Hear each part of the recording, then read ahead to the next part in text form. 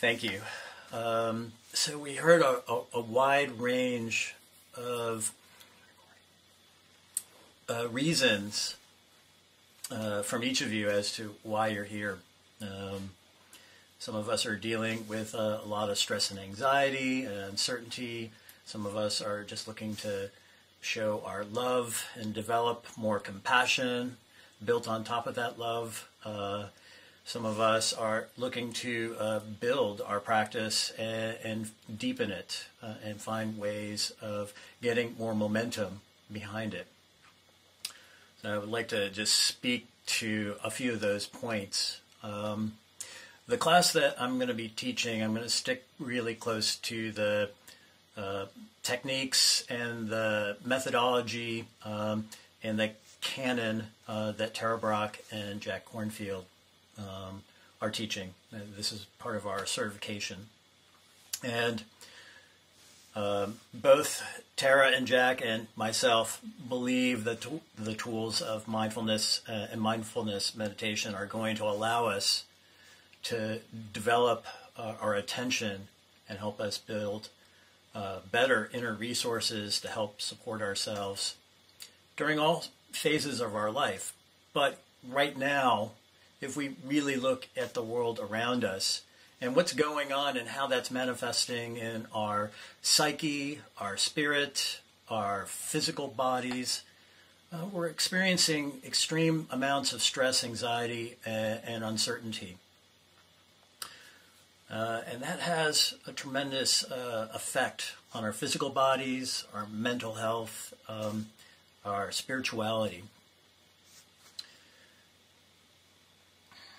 And no matter what has brought you, motivated you at this moment in time, whether it's simply that you're looking to develop your spiritual development, or you're being affected by the current political situation, the pandemic, the loss of a job, or you have some physical health issues that are giving you some challenge. What we're going to be trying to do is figure out how to arrive in our life with more capacity, more heartfelt energy, so that we can cope with the stress, anxiety, worry, doubt, and uncertainty that surrounds us. Because even if there wasn't the current set of situations that we find ourselves in this country and in this world right now, with the pandemic and the social and political unrest and instability, there's always something that's going to come along in our life that is going to challenge us and cause us some amount of pain. And it's the suffering that comes up around that pain that we're wanting to build some capacity to deal with. So I've kind of structured this class week after week to kind of build on the week before it. And the way I'm going to structure each class is I'm going to offer up a talk on a topic or two, and we're going to do a few exercises. There will be some guided meditation with some instruction, and there might actually be some breakout sessions where we work one-on-one in a specific exercise, and then we come back to the group, and then we talk together about the outcome of the group. But I'm going to, and also at the end of each session, we're going to have a little brief moment for Q&A. So if you have any questions that come up during the talk or some of my instructions, you can feel free to ask the question. I'm going to give you a couple of guidelines here. When we have questions and answer periods and people are sharing about something, or we're in a group discussion and you're interacting with somebody and somebody's talking about an experience or something that is coming up around that question, what I'd like for you to do is arrive in the moment and do your best to really listen to the person who is talking, and try to bring your full attention and your awareness to that moment. And also, when we're done with the class, I want everyone to know that this is a safe container. What we say here and exercises we're going to go through and what comes up, we're going to leave it right here so that, in the moment of practice of meditation and the discussions that might come up around it, we may be inspired to be vulnerable. And so we want to protect each other's well-being and their spirit and give them a safe container to express whatever might be coming up in the moment so that we have the greatest opportunity to get the healing and the growth that we're looking for when we engage in this meditation and mindfulness activity. So we're going to start out this week with mindfulness of the breath. It's one of the basic modes of meditation. It's basically the groundwork on which we're going to build everything else. Next week, we're going to move into arriving in the present moment and using mindfulness of the body to be that anchor to bring us into the present time. Week 3, we're going to move into mindfulness of thoughts.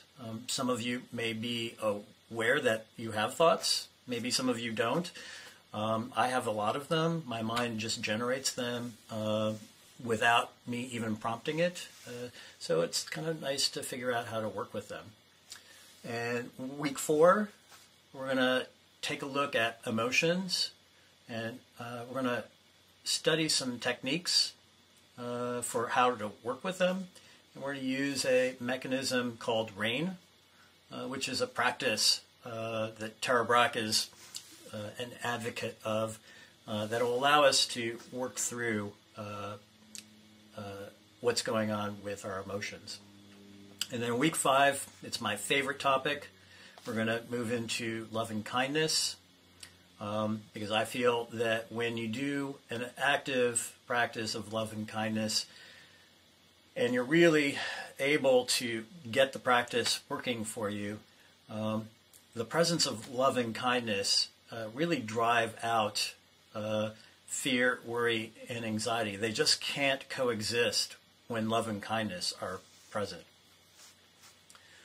And then week 6, we're going to explore feeling tones, which we kind of describe as pleasant and unpleasant and neutral, and how to be present for experiences that are on both ends of the spectrum and for the ones that are in the middle. Okay. So I'm just going to encourage you, if you feel like you're needing to take notes, go ahead and do it. But this is going to be kind of more of an experiential experience. If you want to get the notes for the class, I'm going to share my script so that you can read through it. You won't get everything that I do when I off-road from the script, but you'll get the stuff that I really wanted you to get that I might not have included. So feel free to just sit back and listen. So I want to talk about what is mindfulness. And I'm going to use 3 teachers who kind of are the West, the United States kind of early voices in mindfulness, and hear what they have to say, and let's kind of dig into what it means. John Kabat-Zinn has this to say about mindfulness. He says, mindfulness is awareness cultivated by paying attention in a sustained and particular way, on purpose, in the present moment, non-judgmentally. So, I will say for myself, and maybe you'll be able to identify with this, I often find myself lost in my own thoughts. Be sitting there, and I am just off in another world. And when we're lost in our thoughts, we're really not paying attention to anything specific. The mind is running the show. What's going on around us in the here and the now, in the concrete world of our body, this table, this chair, are completely not here. We are not inhabiting the present moment. And when we get into looking at the content of our thoughts, generally, they end up being that you're thinking about something that's happened in the past, or you're thinking about something that might happen in the future. So the present moment, the moment that we're actually living in, the part that we're actually inhabiting, is nowhere in our awareness. So mindfulness is the act of developing the capacity to arrive in a state of awareness that allows us to arrive in the present moment. The non-judgmental portion of his statement is, this is how I interpret it. When we're experiencing something moment by moment, we want to be able to observe what's happening to us in a way that we're not pushing away the things that are unpleasant and pulling things in and holding on to them tightly if we find them to be pleasant. Now, I'm going to kind of use a few examples of, pleasant and unpleasant.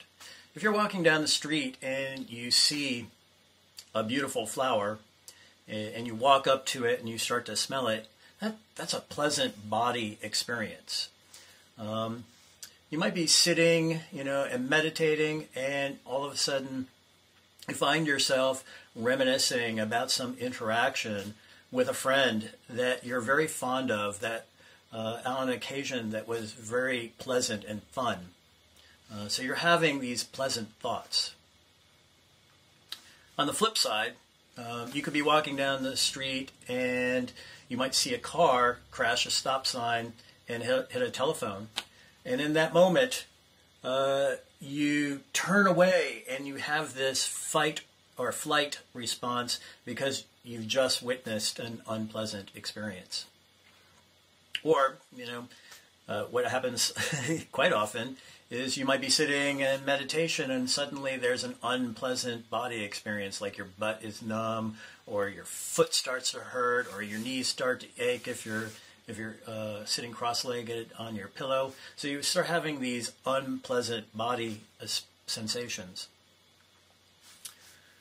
So when we take a non-judgmental perspective on these experiences, the pleasant and the unpleasant, what we're trying to do is we're trying to not get involved in the story that's associated with these thoughts and these experiences. Because when you have these experiences of pleasant, like for instance, you see the flower, you smell it, and it's beautiful, suddenly there is going to be kicked off potentially a narrative or a story that's associated with it.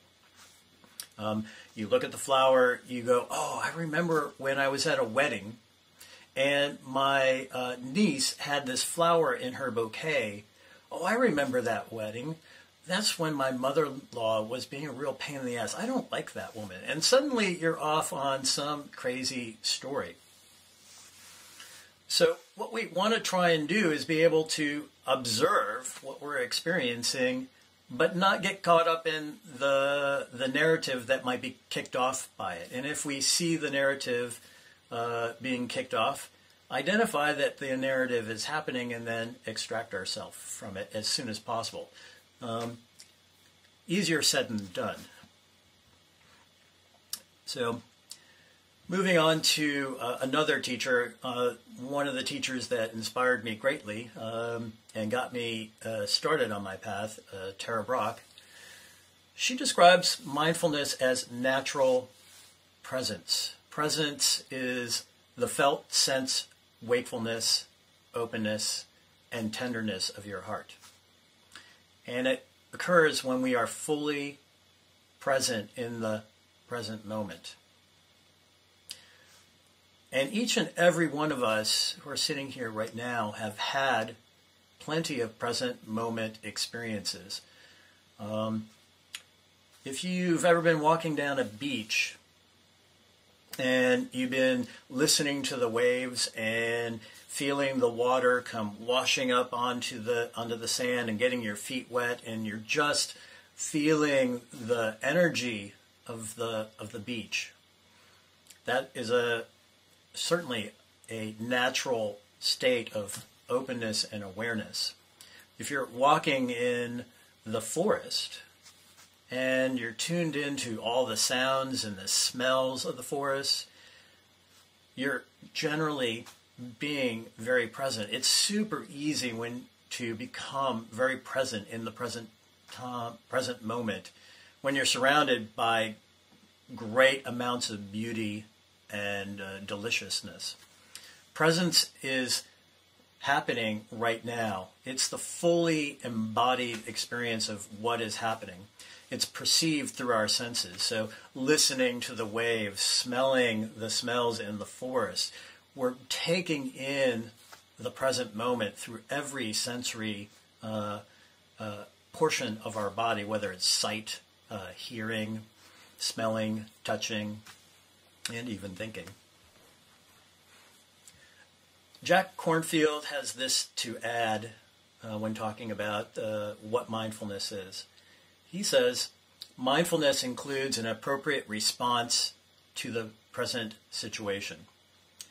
And to me, I think this is kind of like the icing on the cake. What I interpret this to mean is it's our ability to respond to what's happening right now rather than react. And when we're in a state of reactivity, we're not in a state of awareness or presence. So let me kind of give you an example of a state of presence versus a state of reactivity. You're in your car, you're driving down the road, and you're minding your own business, and somebody cuts you off on the freeway. There are a couple of things that could happen. You could react by screaming and waving your fist in the air and trying to catch up and cut them off and force them off the road. That, in an act of road rage, that would be reactivity. Or you could respond to the situation by first noticing what comes up when you get cut off. Maybe you can identify in the first moments right after you get cut off, before you start to react and wave your hand, that you're feeling scared and angry because this person cut you off and it was dangerous and you felt afraid that something bad might happen. In that moment, that gap where you notice the scared and angry feelings, you can insert a pause and then decide how you want to respond to the feelings that are underneath the experience. When you notice those feelings, you might be able to say, oh, I'm scared. I'm feeling a tremendous amount of anger right now. And you can then decide how you might want to respond. You might say to yourself, maybe that person is having a really hard day and wasn't really paying attention to what they were doing. Or maybe there was an emergency for them and they had to get home because their wife is in the hospital, or they just heard that a dear friend just died. So we can, in a moment, move from reactivity to response. So, what Jack and Tara and John Kabat-Zinn are all pointing to is something that's just recently started to kind of really burst out in the area of neuroscience. Neuroscientists have been studying our brain and how we can go about training it to become more open and more able to learn and change. And what they found is there's this concept of the 3 pillars of mind training. And they define them as focused attention, open awareness, and kind intention. which is the 3 points that Jack and Tara and John Kabat-Zinn have brought in from their spiritual practice of mindfulness meditation. So the scientists are getting on board with mind science to line up with what practitioners of meditation and mindfulness have known for thousands of years. So I want to make a case for why mindfulness and mindfulness meditation is good for us.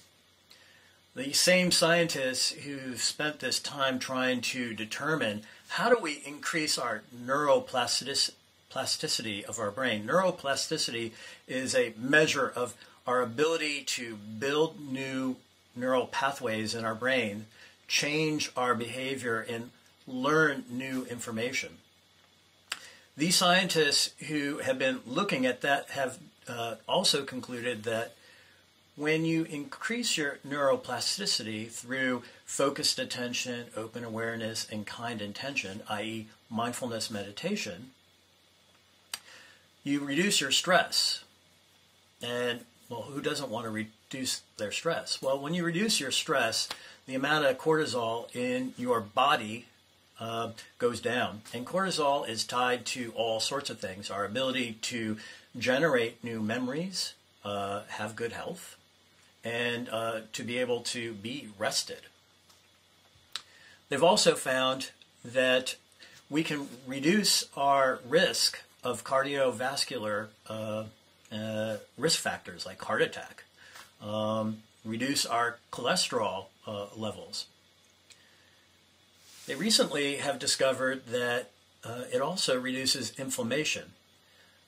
When we meditate and we generate focused attention, they have found that we are actually modifying epigenetic factors in our DNA to reduce the amount of inflammation that is in our body. And all sorts of sources of inflammation cause all sorts of types of diseases.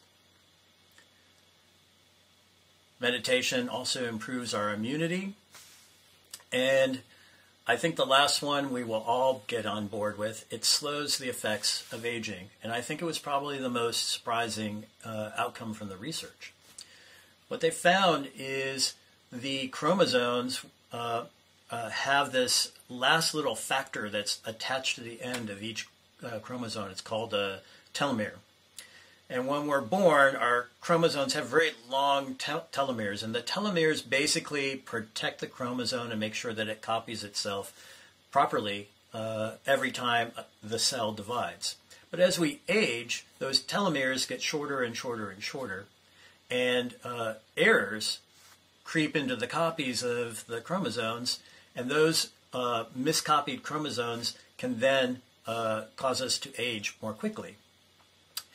What we found is as we meditate and we generate more neural pathways in our brain, something happens and the telomeres actually start getting longer on our chromosomes. So we're slowing down our aging process. That's probably why so many meditators who are in their 70s, 80s, and 90s look like they're in their 40s, 50s, and 60s.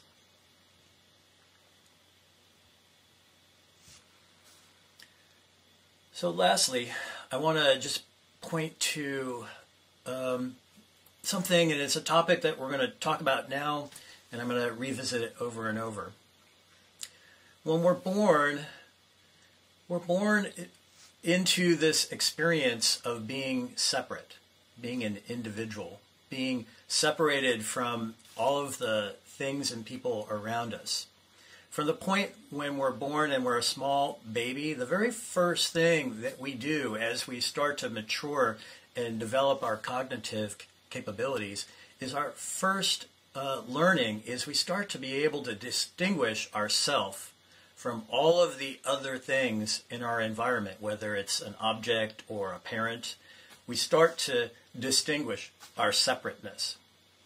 But as we develop, we start to develop more and more complex mechanisms in our brain and ideas about who we are. And these ideas, when we clump them together, is our ego. And Ram Dass, who recently died, has this to say about the ego. He says, hundreds of times a day we shift costumes to fit appropriate roles. This is the life of the separate self, moving through the world of the other. And I think many of us can identify with this. When we go to work, we're one person. When we're with our friends, we're another person. When we're with our family, we're another person. So we're constantly shifting who we are in order to fit in to whatever situation we find ourselves in. As we practice mindfulness meditation and we start to cultivate awareness, presence, and kindness of heart, we can start breaking down the beliefs of who we are and the separateness of ourself. We start to find that we are opening ourselves to an awareness that we are actually interconnected to all of the things around us, the beings of the planet, whether it's other humans, to the animals, to the environment, to the plants. We start to get this more expansive interpretation of who we are. And the lines of who we are start to become less self-driven and more all-encompassing. Sharon Salzberg says, no matter how despairing or cut off we feel at any given time, we're not actually severed from the essential flow of life or from one another. If we get quiet for a while and pay attention, this is what we realize. So what I think she's trying to say is when we start to meditate and we start to deregulate our nervous system and quietness starts to arrive, we start to see all of the ways that we're interconnected to the world around us and we are not truly alone.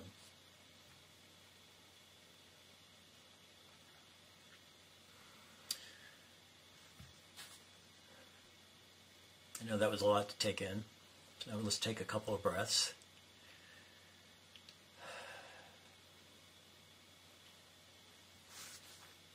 So I want to just do a quick introduction on mindfulness of the breath and give you a couple of things around it. And then we're going to move into our first long meditation. We're going to do a 15-minute meditation. And it's going to be done guided, so you're not going to be sitting in entire silence. But I want to start by first discussing why we're going to start with the breath. Breath-focused meditation practices have been around for thousands of years.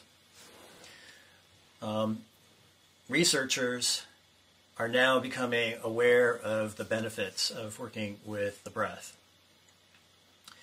When working with the breaths, we have many benefits that help our brain. It increases our ability to focus. It allows us to become more focused and reduce our mind wandering. It allows us to become more alert. And it allows us to generate more positive emotions while decreasing our emotional reactivity.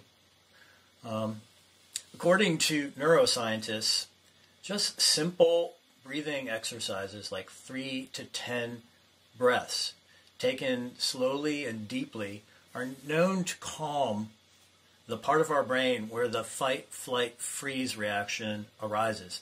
This is the part that gets triggered when we're in danger. This is the part of our brain that's active when we're feeling fear, anxiety, doubt, and panic. So, one of the easiest ways to start deregulating that part of the brain, because when that part of the brain gets active, it hijacks all of our higher cognitive abilities in our brain, and we're offline.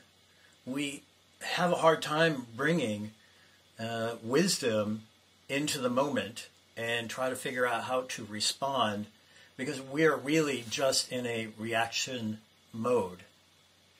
And we will potentially be in a place where we can't make a wise decision, a healthful, a heartful decision about what we want to do with ourselves in that moment.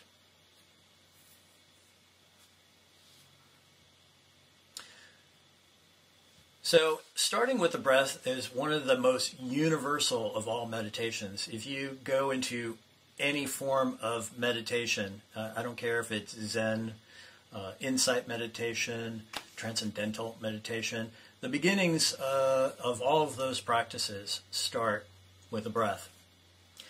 And one of the main reasons we start with the breath is from the minute you are born to the minute you die, you're breathing. It's one of the most constant companions we have in our life. It happens by itself. You don't actually have to remember to breathe. Well, at least I hope none of us have to remember to breathe. If I had to remember to breathe, I would be in trouble. I forget most things. When you're concentrating on your breath during meditation, we can use this to steady our attention. We can use it to bring ourselves into a point of focus. And even when our mind is in a state of distraction, when we notice that we are distracted, we can use the breath to bring ourselves back into a state of awareness. And one of the main symptoms of our culture right now and in this time is that we are easily distracted.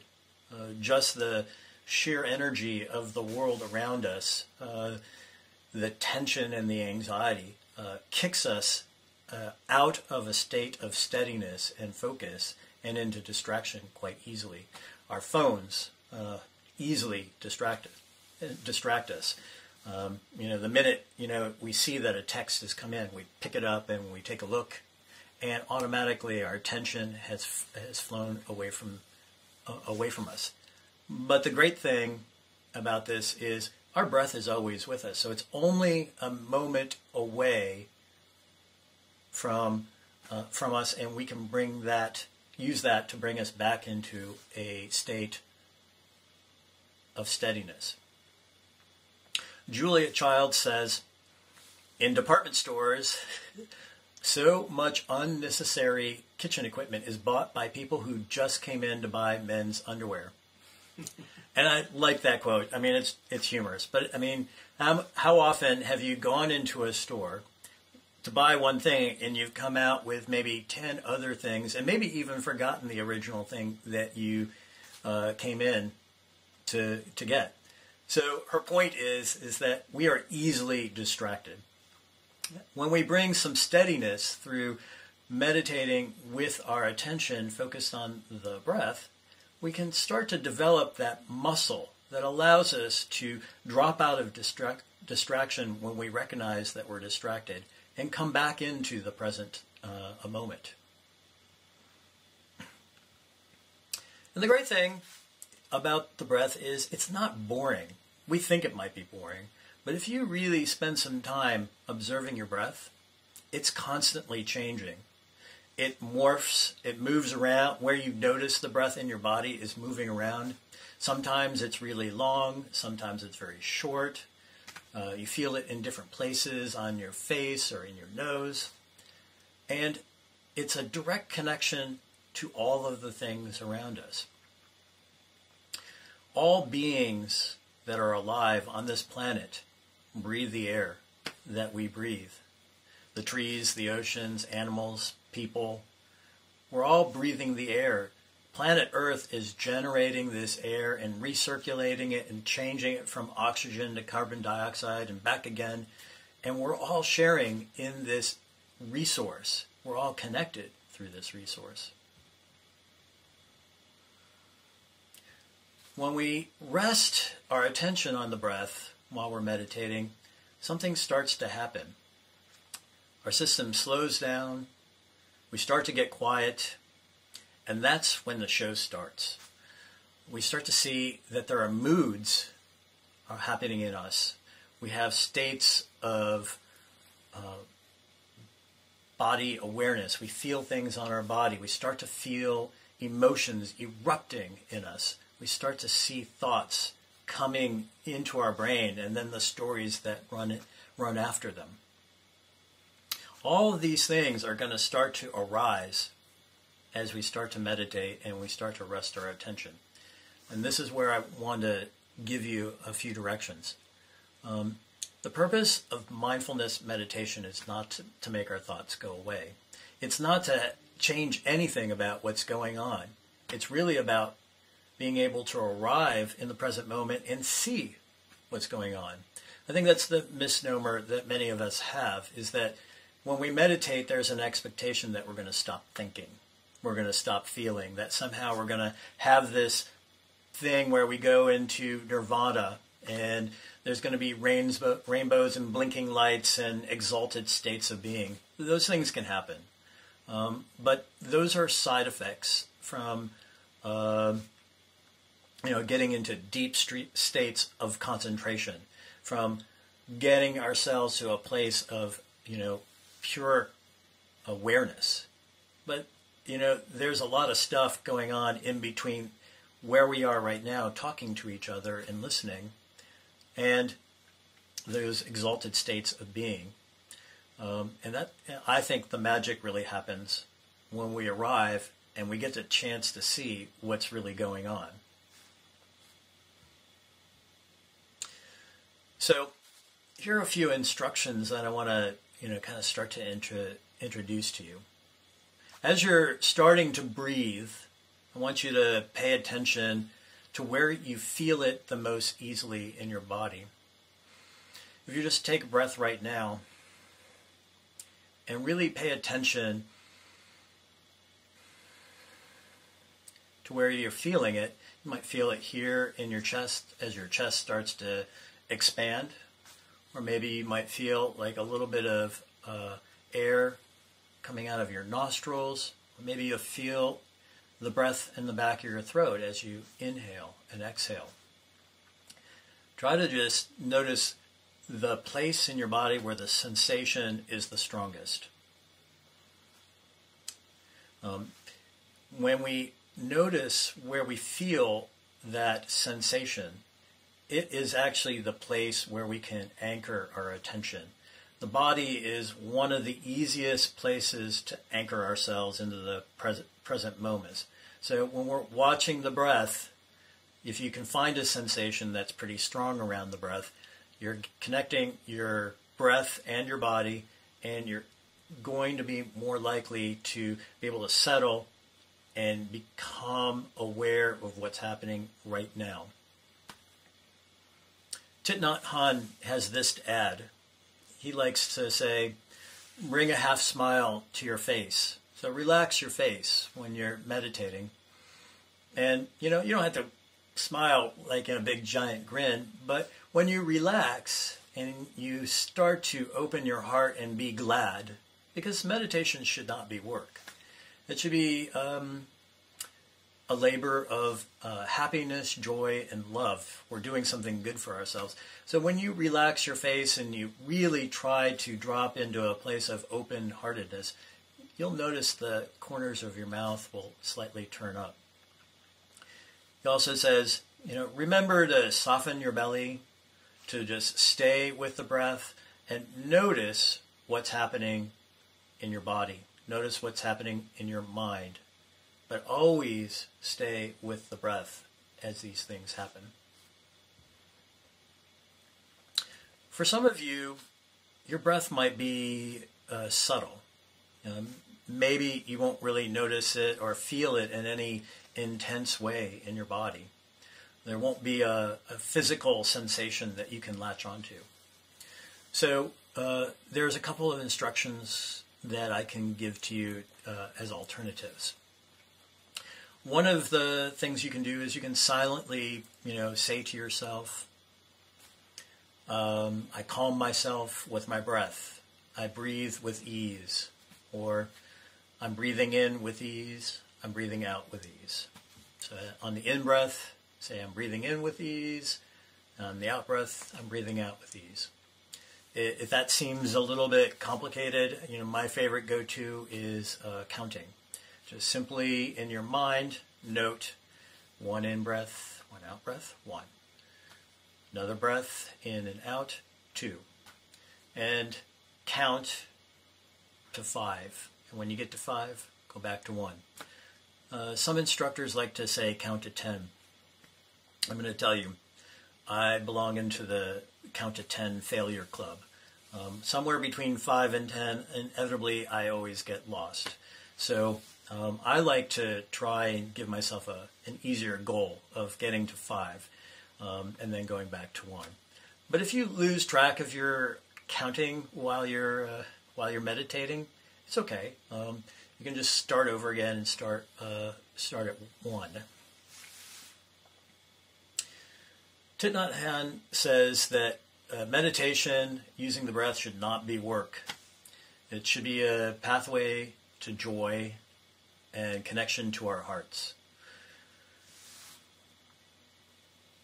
I think I agree with him. It can be a little bit challenging at first because our minds will tend to wander and we're going to want to judge ourselves for not being able to count or stay with the breath. And what I'd like to encourage you is not to allow those judgmental thoughts to take over. It's natural for our minds to wander, for us to latch on to them and get lost in thought. It's easy for the sensations of our body to become distracting and then launch us into some narrative that's attached to them. But when you notice that you've gotten lost, all you have to do is recognize that you've just experienced the miracle. You've noticed that you've been lost in thought, and now that moment of noticing is the miracle. You are now aware. You are now present. And you can re-anchor yourself in the present moment with whatever your point of attention is, whether it's counting or actually observing the sensations in your body. And start over again. What we're trying to do is we're trying to build new mind patterns. We're trying to break down old habits and build new ones. As we do this, we're building neuroplasticity in our brain. We're deregulating our brain states, lowering the cortisol, bringing ourselves into a state of calmness, improving our health.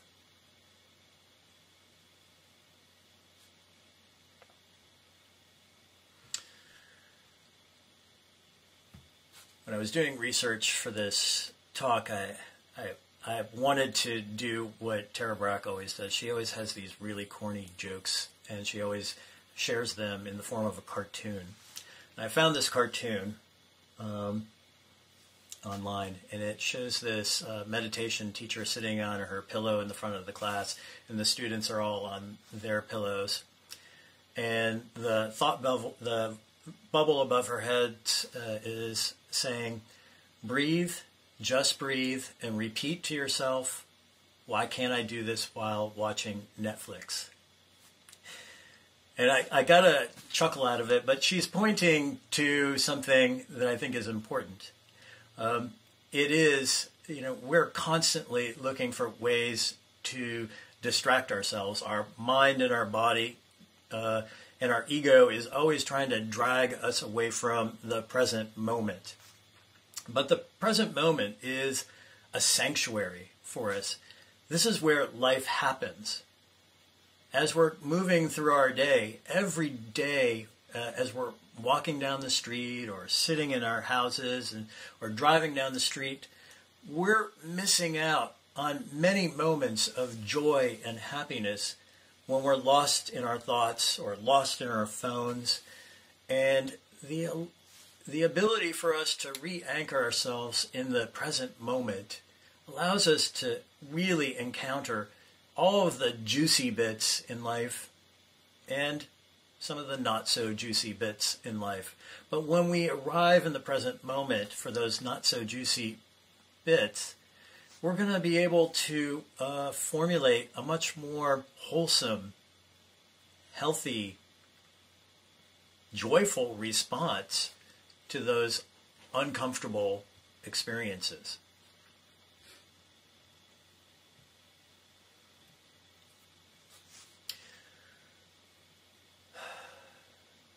So I think we're ready to start.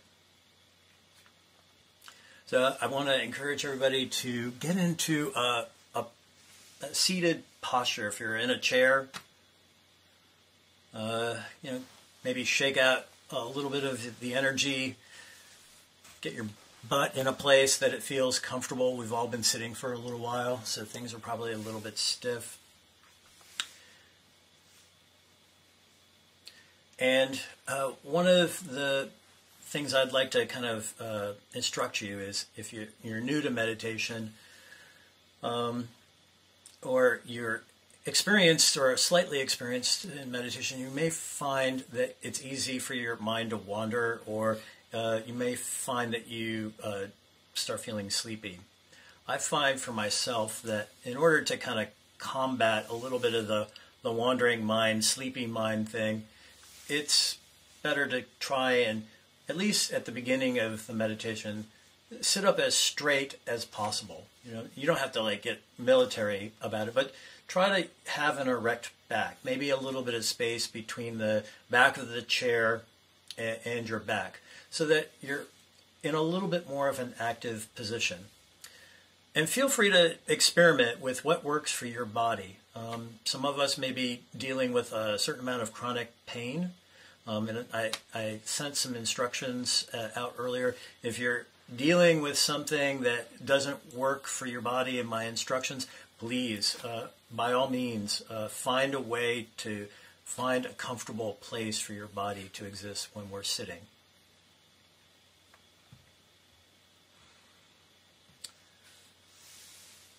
So let's start by closing our eyes. If you're not feeling comfortable with the closed eye mechanism, just, drop your eyes and pick a point, maybe a few feet away. Don't close your eyes entirely, but close them enough so that you're not really focusing on anything, just kind of a gentle gaze forward. Rest your shoulders. Try to let the tension and the energy out.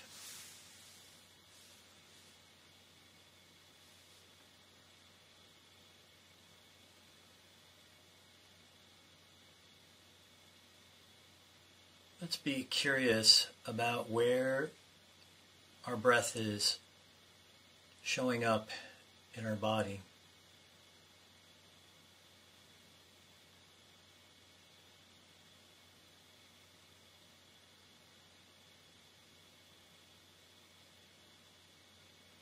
Breathing in.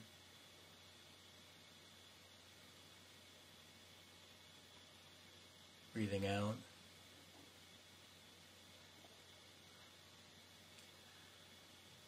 The breath is always with us.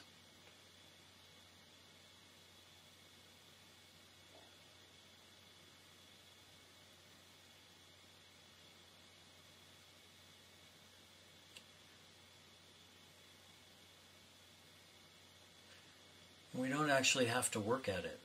It just happens on its own.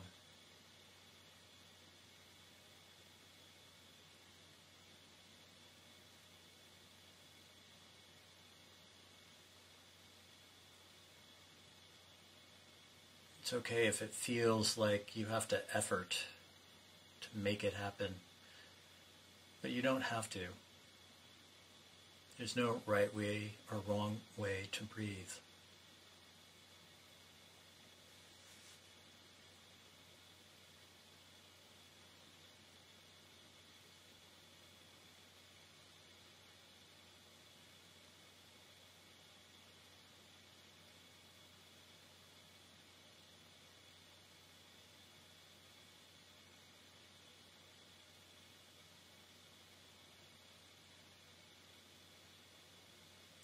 Remember, if you're having a hard time finding a place to feel the breath, you can always just count. 1,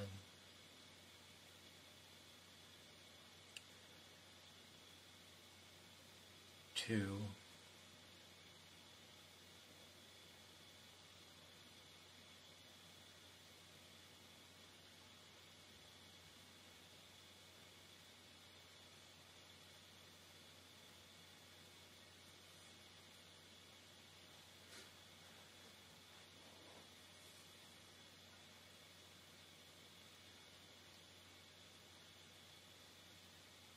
as we sit here with our breath, things start to calm.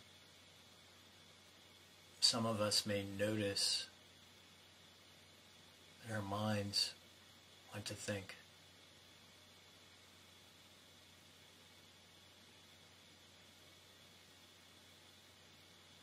Thank you, mind. You're doing the thing that you're tasked to do. I'm busy counting my breath.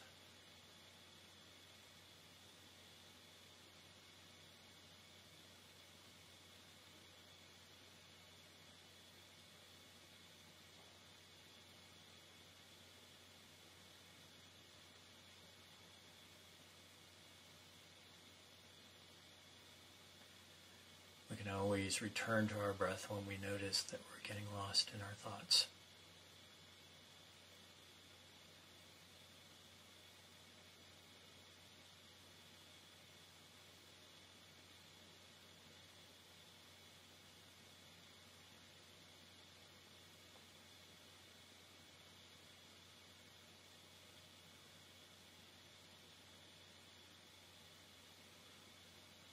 Maybe you're going to notice that your body has something to report. Your foot feels numb. I have an itch.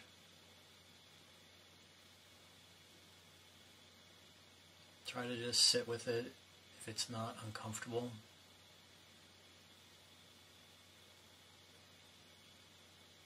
Rest your attention on your breath.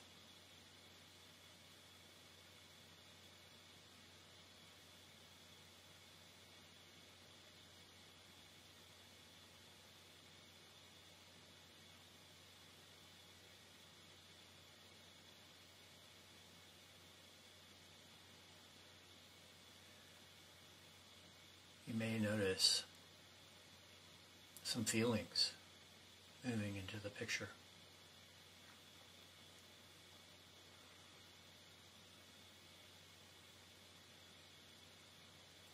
Heartfelt awareness that you're doing something kind for yourself. Maybe some worry about something that's going to maybe happen in the future.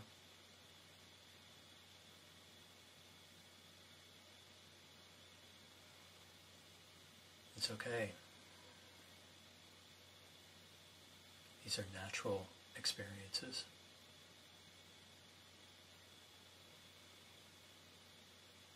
And there's the breath.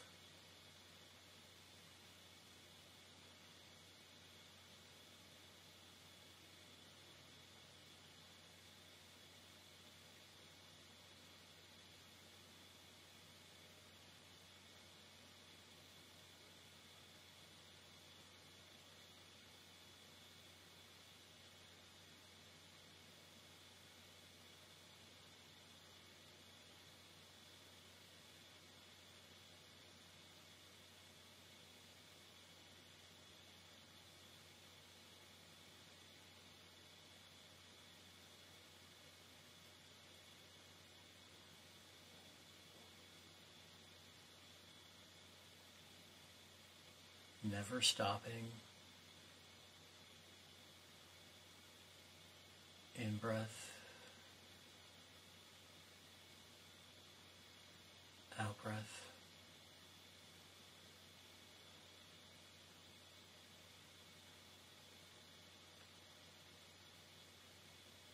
Our friend and companion,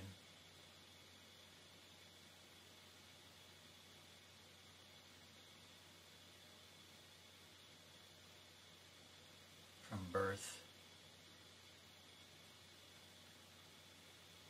until death.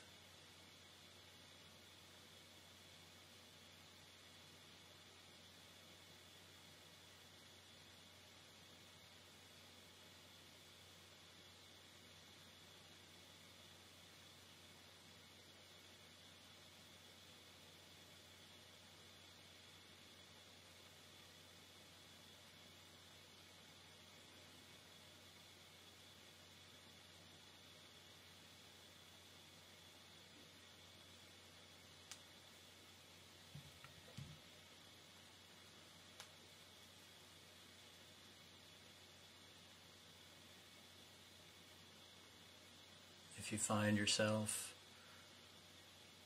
lost in thought, having a fantasy, maybe wondering when this is going to end, you can always come back to your breath.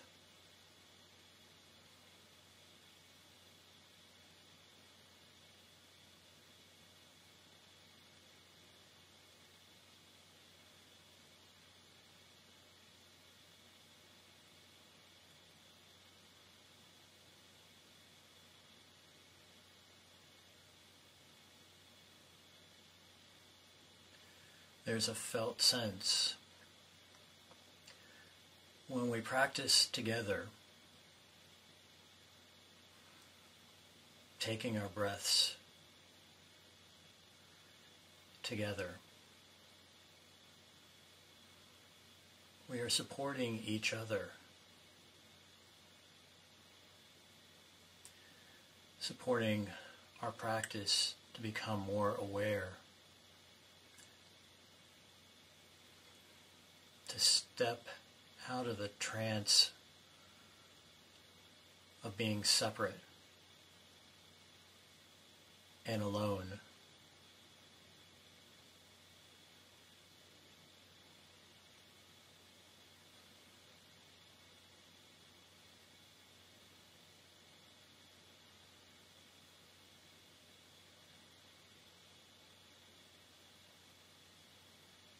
For each breath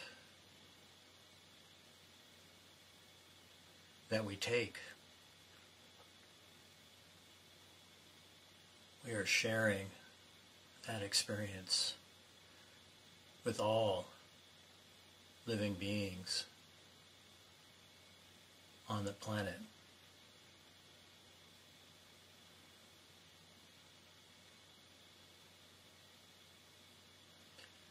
Supporting each other.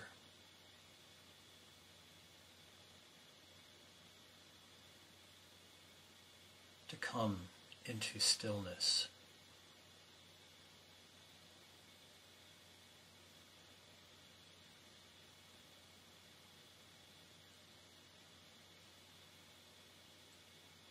In a moment, you're going to hear the bell. When you feel comfortable, open up your eyes.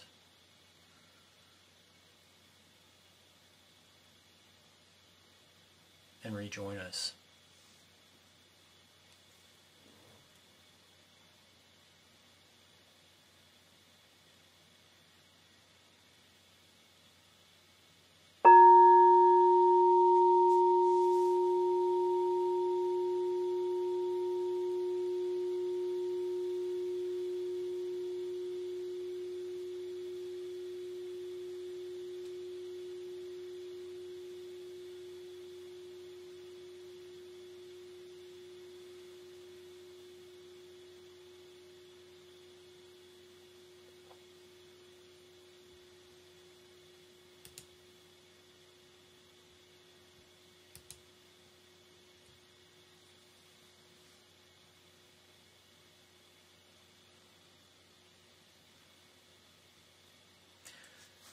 So I want to thank everybody for joining me in this 15-minute practice working with our breath. I want to give us a few minutes to, if anyone has any questions about anything that I brought up during the talk or during the instructions, or any questions that might have arisen as you practiced, please feel free to ask. I'm going to give us a few minutes to get through those questions, and then I'm going to give you some bonus round homework assignments that you can take on the road with you to try out this week between now and our next class. So if you have any questions, go ahead and unmute yourself and ask away.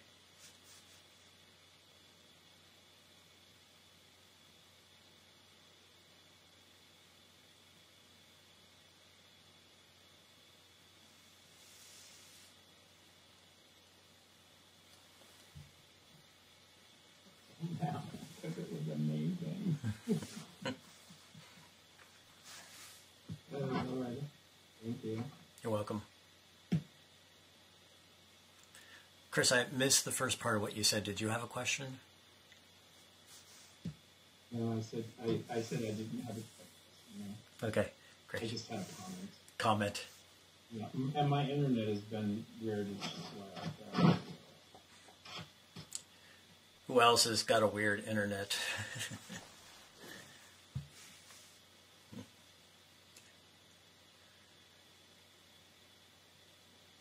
Okay, so if you're feeling a little bashful and you don't want to ask a question online, feel free to contact me. We can do a little Zoom session or a FaceTime, or you can email me a question, and I'm more than willing to answer it. I have a question. Sure.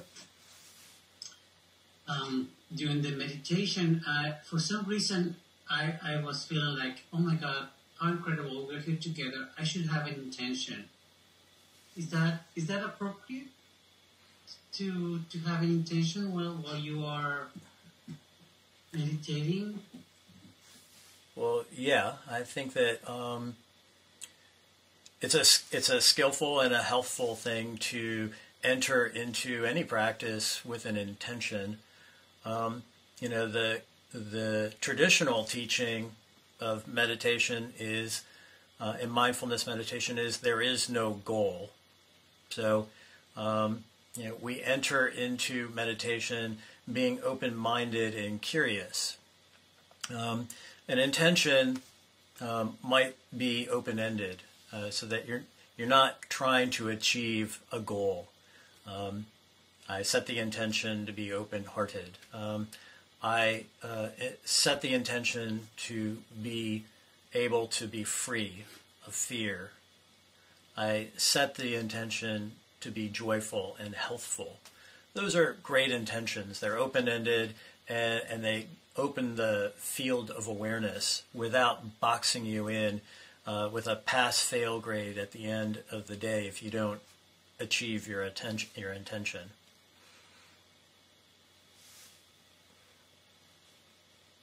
I like that. Thank you.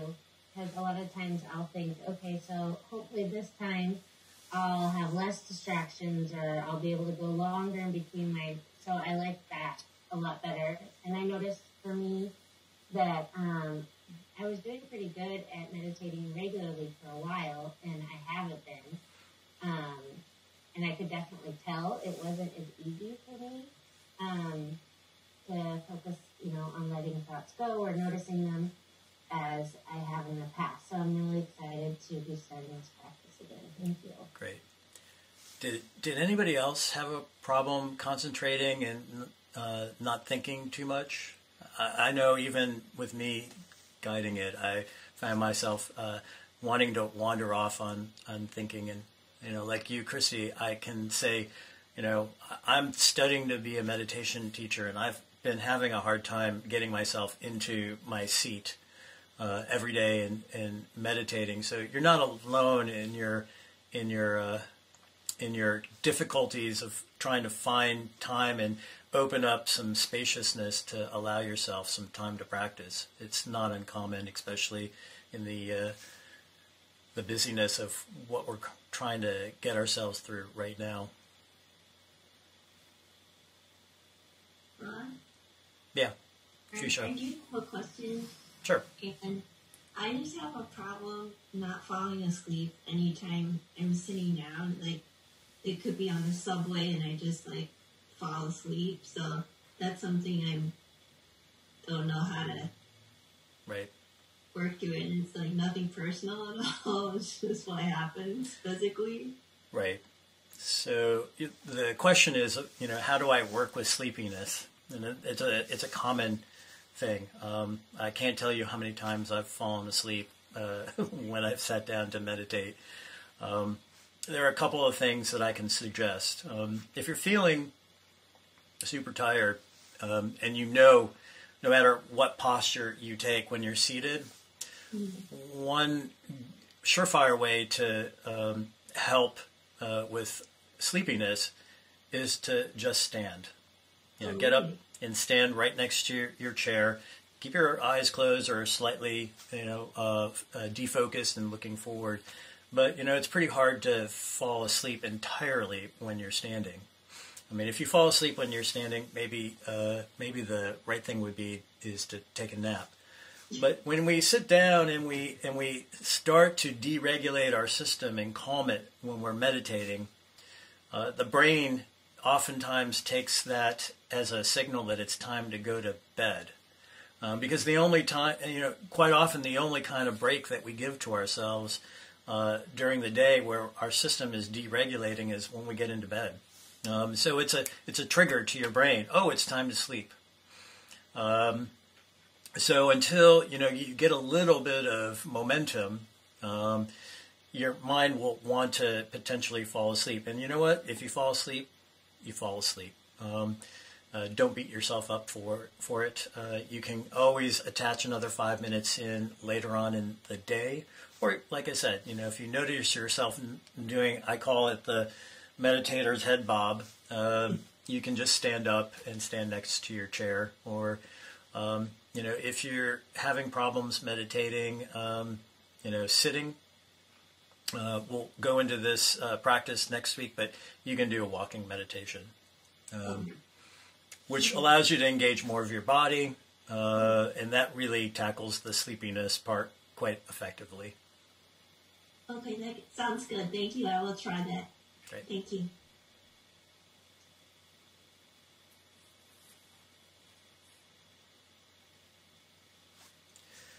Okay, I don't want to hold people too much past the end of our time this week. So I want to first say thank you for joining me on this voyage of inner discovery to develop our hearts and our well-being.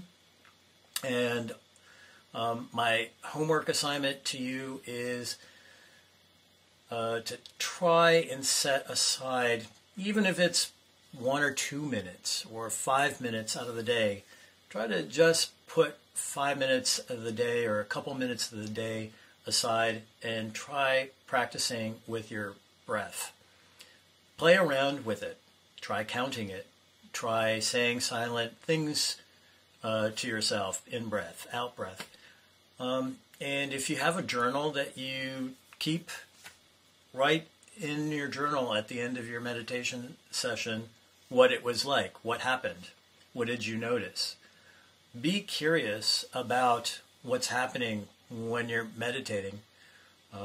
I know for myself, when I first started meditating, like Fuchsia, I found myself falling asleep all the time. And when I wasn't falling asleep, I was sitting there thinking and worrying. So it's good to notice what starts to happen when you start to get quiet, because it gives us some information on what we need to start noticing in our daily existence. So on that note, I'm going to say thank you for your time. Thank you for being open-minded and heartful. I love you all for being willing to join me on this. All right. Until next week. Thank you. Love you. Mwah. Thank you, everybody. Thank you, Ron. Thank you. Blessings. Bye. Thank you, Anna. See you next week. See you guys.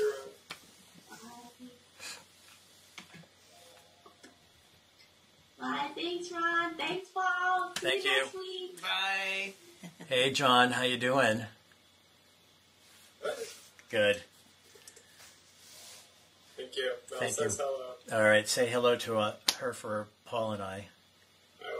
All right. See you guys later. All right. Bye-bye.